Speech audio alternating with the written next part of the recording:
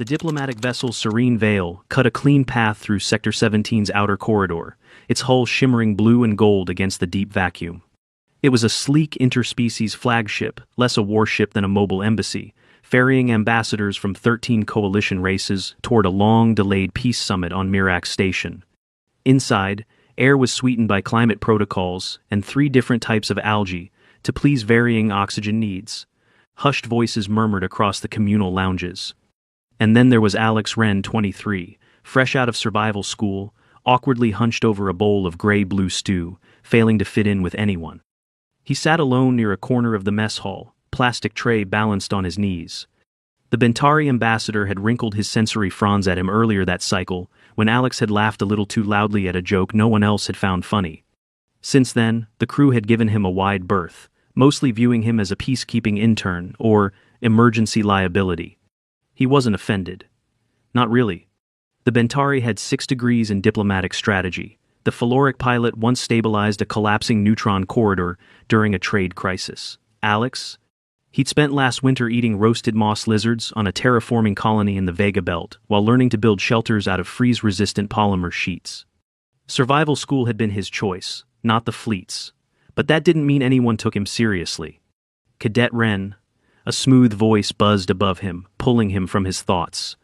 It was Commander Ilrith Alernasi. Her translucent skin shimmered faintly like ice under moonlight. She regarded him through colorless, depthless eyes. "I reviewed your reassignments," she said. "You're still scheduled for maintenance observation detail during planetary descent. That won't change unless the summit adds a secondary protocol." "Understood," Alex said, chewing the inside of his cheek. "Do I still get bridge clearance during shift lull?" "Only with a supervisor. You're not rated for full security access." Of course he wasn't. She left without another word. Alex glanced down at his tray. He poked the stew with his spoon. Bent, again. That made 3 this trip. He sighed and tucked it back into the side pocket of his standard-issue mess kit. When the lights dimmed slightly for cycle shift transition, the room's ambient tone lowered. He headed to his assigned rest pod in Sector 6, already anticipating another night of dreamless floating in zero-G sleep mode. He never made it there. A jarring impact rocked the ship from portside. Not the gentle lurch of inertial redirection or a plasma wave. This was violence.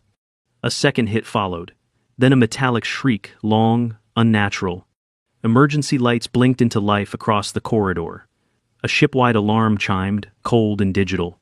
Security breach in Sectors 3 through 9. Immediate lockdown protocols active. All diplomatic personnel report to secure rooms. Alex dropped to one knee and pressed his hand against the wall panel. The temperature was dropping fast power draw rerouted to internal defenses. But nothing fired. Because the internal defenses had gone quiet. Dead quiet. A sick chill coiled through his spine. That wasn't a drill. At the end of the corridor, something slammed against a sealed bulkhead. The impact left a dent half a foot deep. A shape moved behind the metal, pacing, testing it. Then it stopped moving altogether, gone. He didn't wait. Alex turned and sprinted. He bypassed the diplomat dorms, even as terrified crew pounded on sealed doors. He knew better than to cluster where anyone might be expected to hide. Instead, he dove into a maintenance shaft beside the waste filtration panel. It led to a forgotten corner of the storage bay, low visibility, no cameras, no security protocols. Just silence.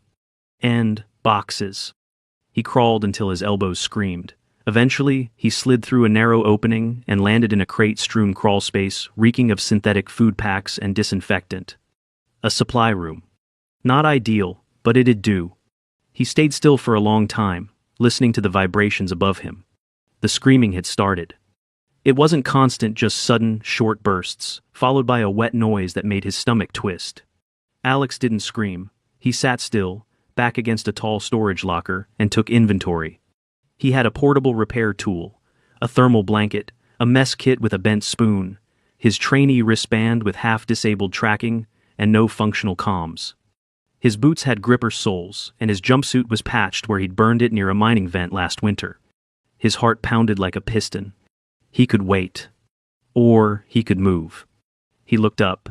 A narrow vent grate led to the food supply conduits. From what he remembered of the ship's layout, those ran through most sectors. They were used to pump rehydrated meals during long cruises. High pressure, high heat, weaponizable. His pulse slowed. Just a bit. He climbed. Hours passed, though time became meaningless in the ducts. He moved with deliberate care, memorizing junction points, listening to every echo. Eventually, he found what he needed. A food pressure line, routed near a cold conduit for stabilizing nutrients. He loosened a few valves, rerouted the pressure through a tight junction, and primed it for a burst. Then he baited the haul outside with a bloodied glove from the emergency kit, just enough scent. The first Vurak took the bait. It didn't stalk. It pounced. Alex triggered the burst manually. With a sound like thunder and steam, scalding nutrient slurry slammed into the predator's face. It shrieked and flailed, ripping into a wall panel. Its skin blistered instantly. Alex waited for it to crash around the corridor before launching himself onto its back from the ceiling grate. He used the spoon. Not to stab. He jammed it into the soft crevice behind the jawplate, shoving it into what felt like nerve clusters or respirator lines.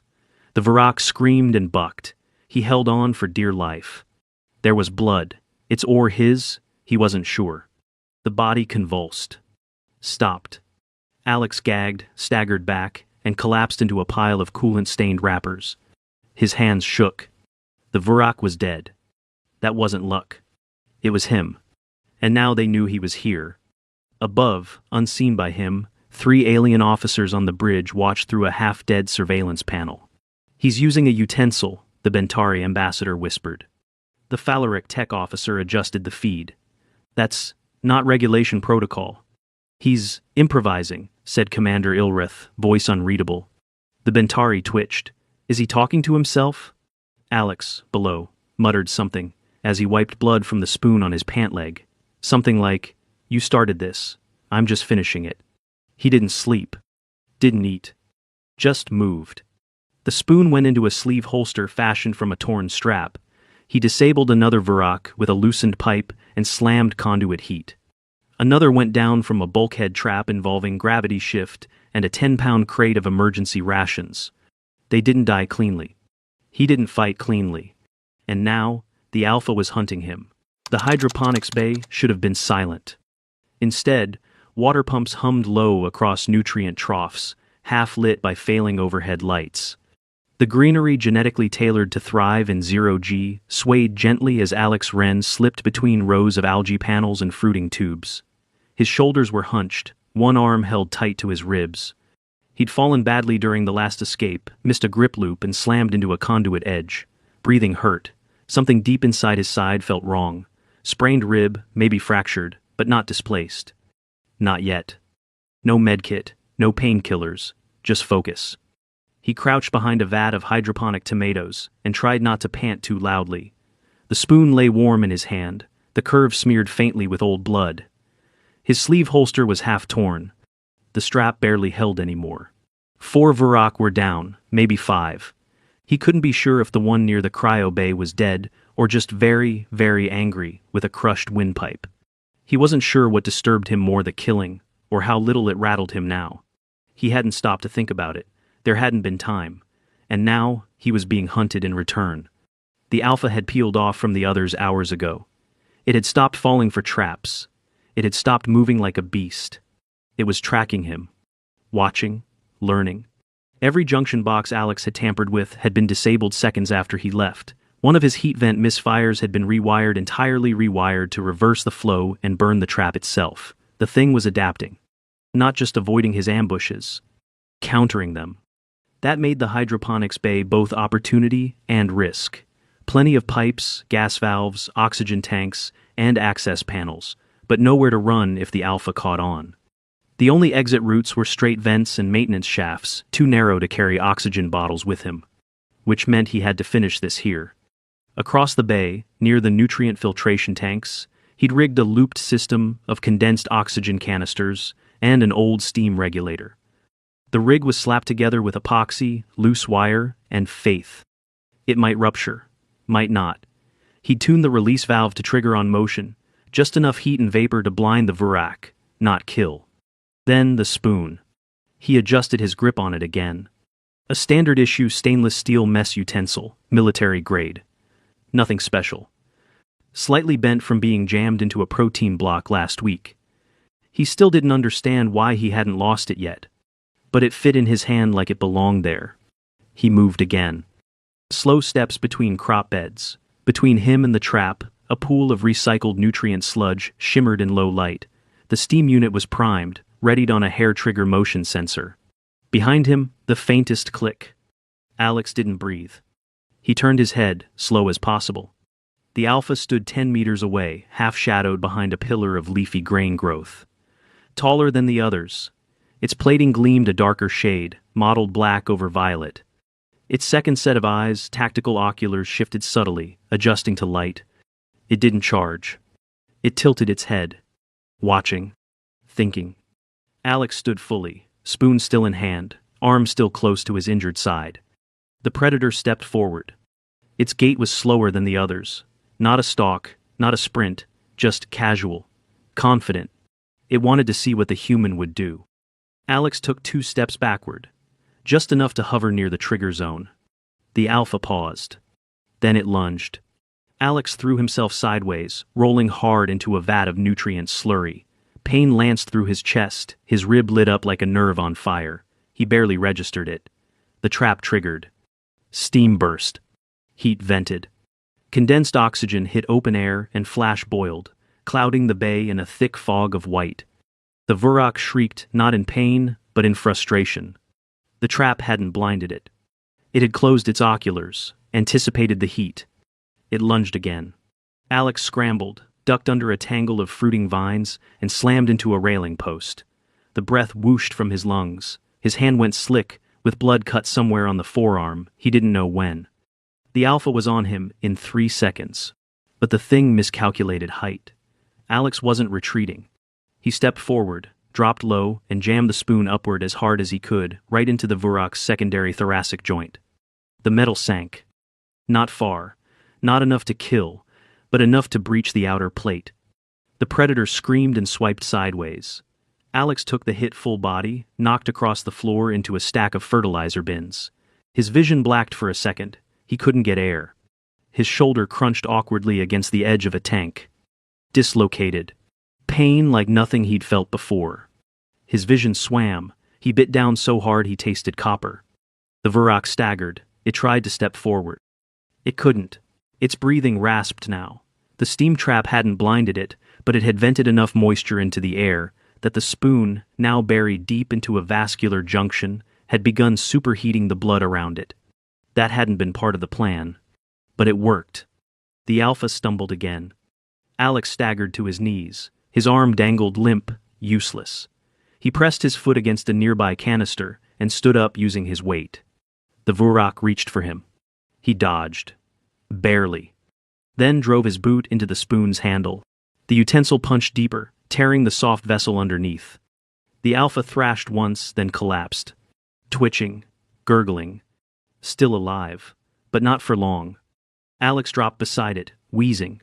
His arm was probably torn at the capsule. Shoulder relocation wasn't happening solo. He blinked sweat from his eyes. Or maybe it was tears, hard to say. He reached down and slowly pulled the spoon free. Blood hissed around it.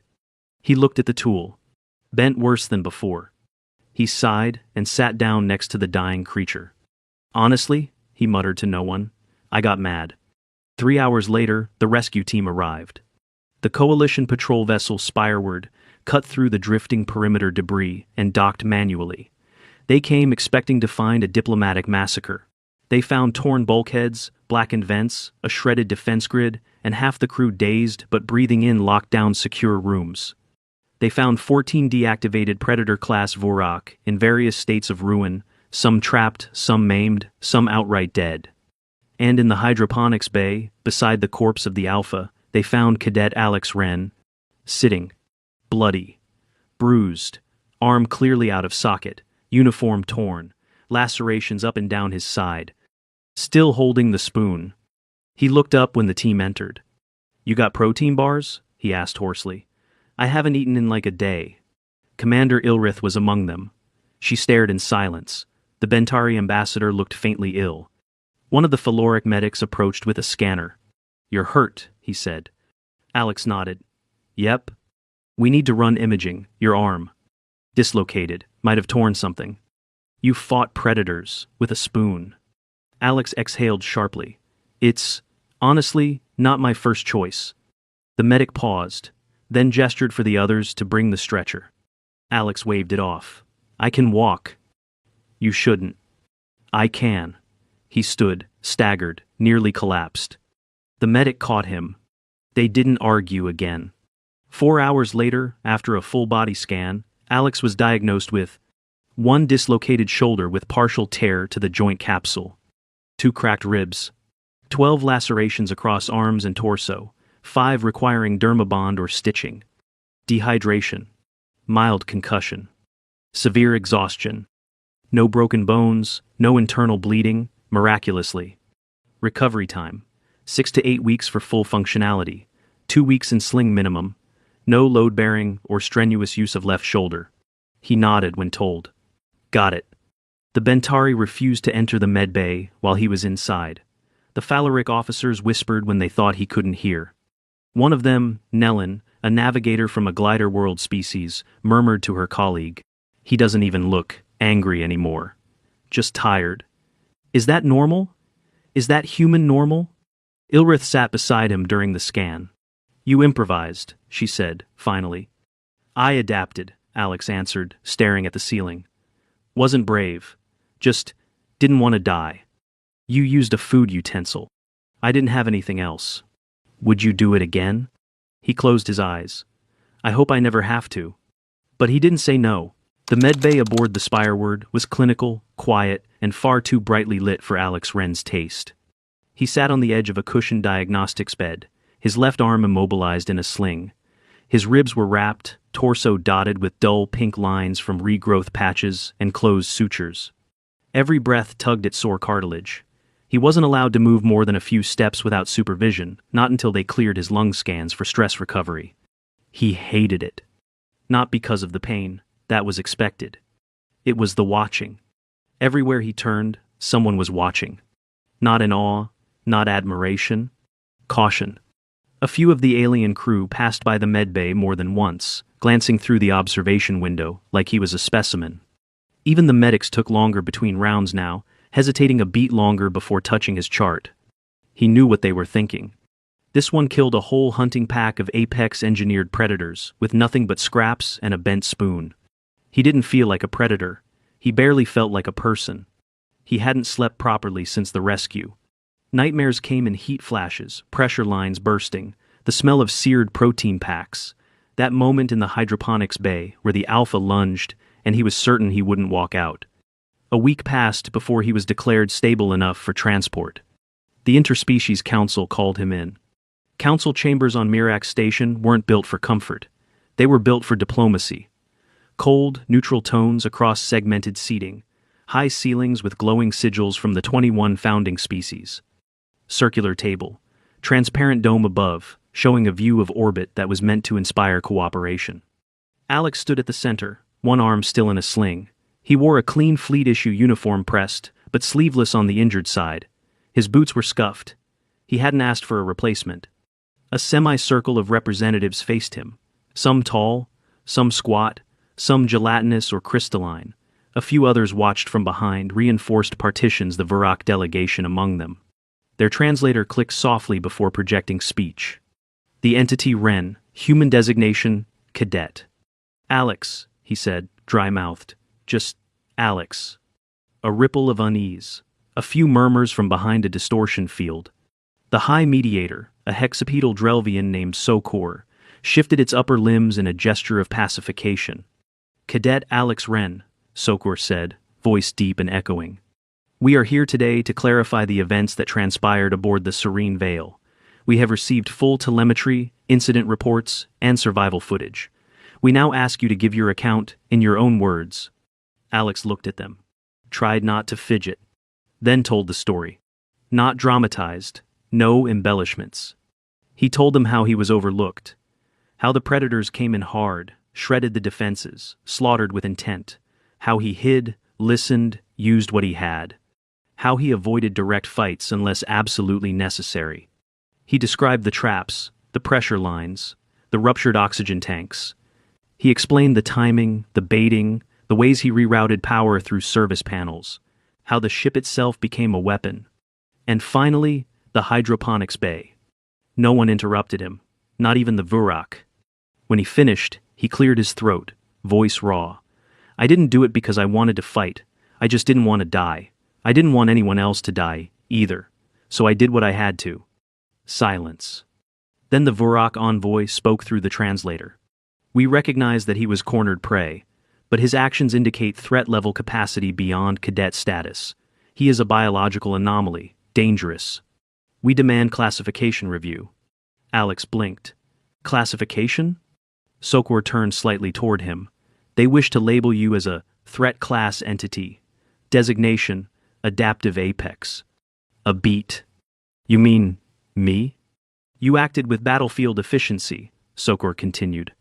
Improvised under duress, executed fatal countermeasures with minimal tools. You terminated an entire strike pack designed for surgical boarding operations. I used a spoon, Alex muttered. Another ripple of unease. He talks to himself, the Bentari representative whispered. He's not even augmented, someone else said. The Phaloric delegate stood. Are we not ignoring the root issue? The Vurak violated Treaty 74. This was an act of unsanctioned aggression. We do not deny that, said the Vurak envoy.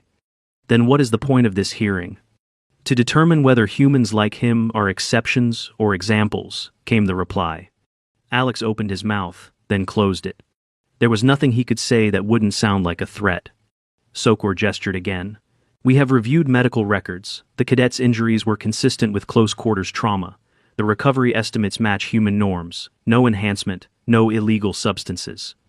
The Vurak envoy leaned forward. Then he is dangerous by nature. Sokor nodded once.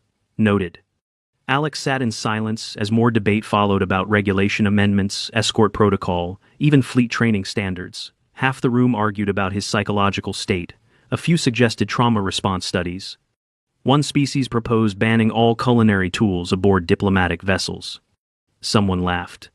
No one joined them. Eventually, Sokor turned back to Alex.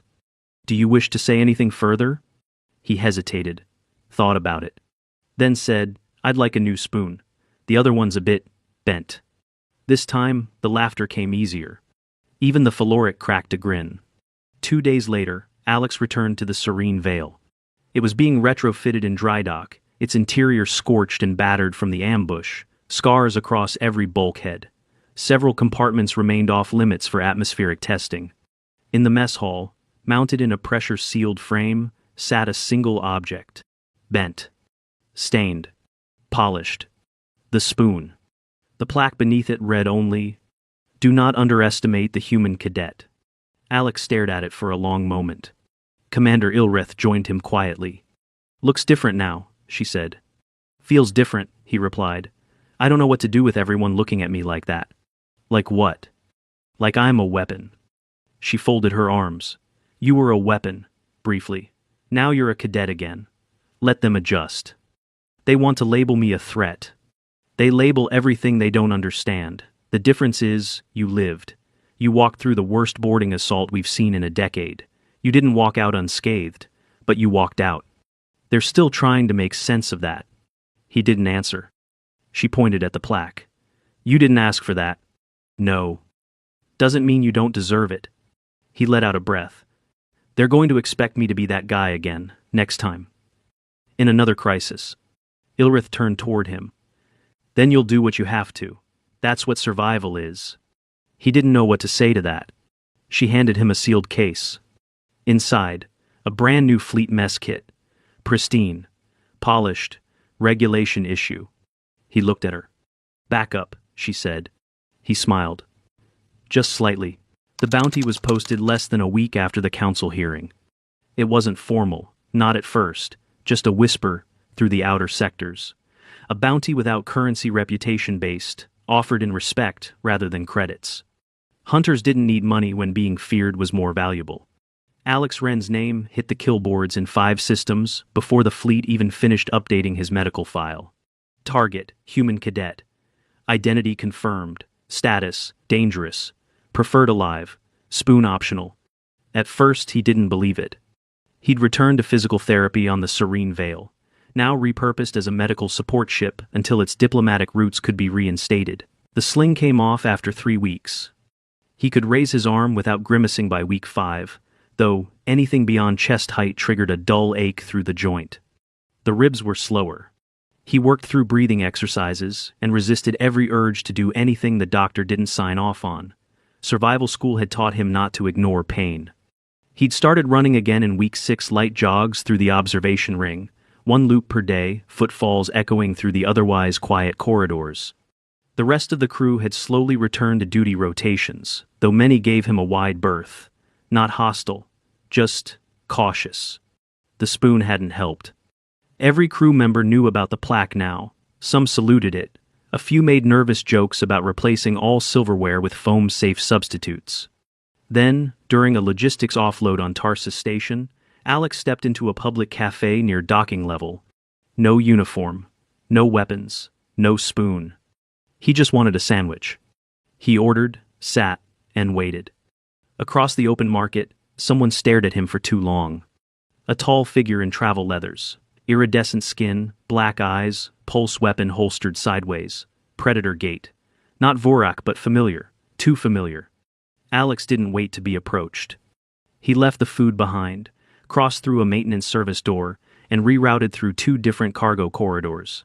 When he emerged, his heart was hammering. He filed a report. Fleet confirmed the stalker's identity 40 hours later.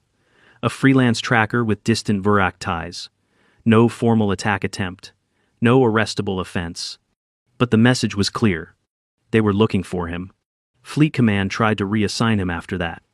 It was presented gently, couched in talk about appropriate distancing and de-escalation of symbolization.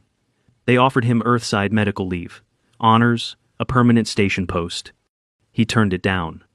Not because he wanted fame, not because he thought he was owed anything, but because he was tired of being treated like a thing, like something that happened to people. He wanted to be someone who did things again. So, he requested something simple. A role aboard the Serene Vale.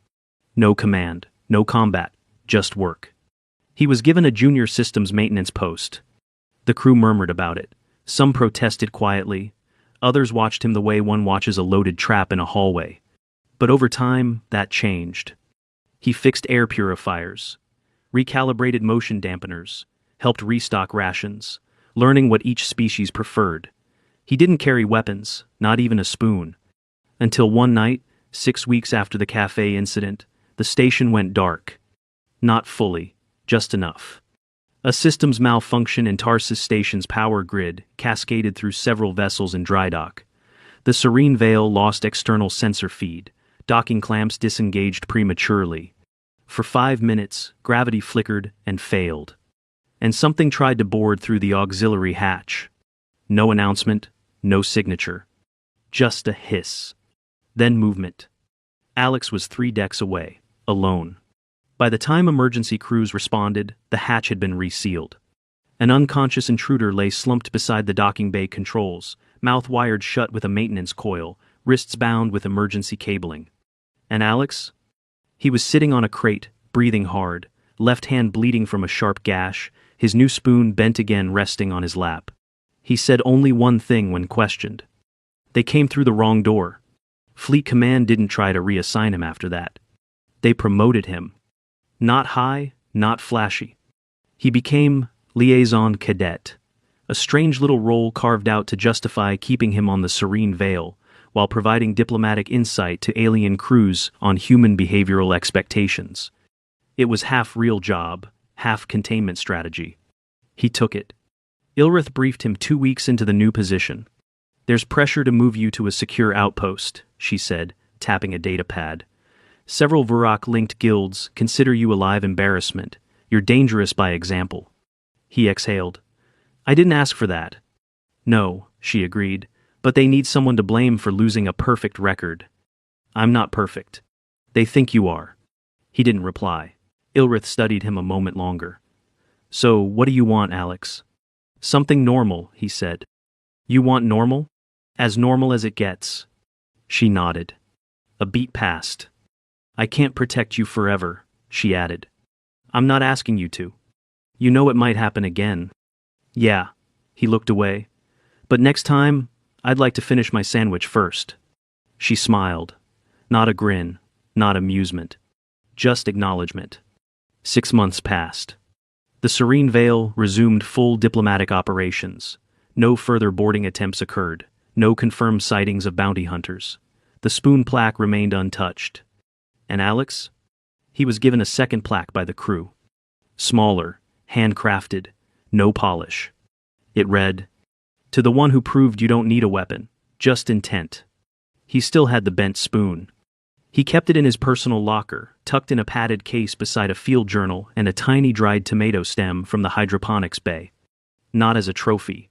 As a reminder. That surviving had cost him something. Not his life, but a sense of comfort he'd never quite get back. And maybe that was okay. Because while the galaxy debated how dangerous humans really were, he already knew the truth. They weren't built for war. They were built to outlast it.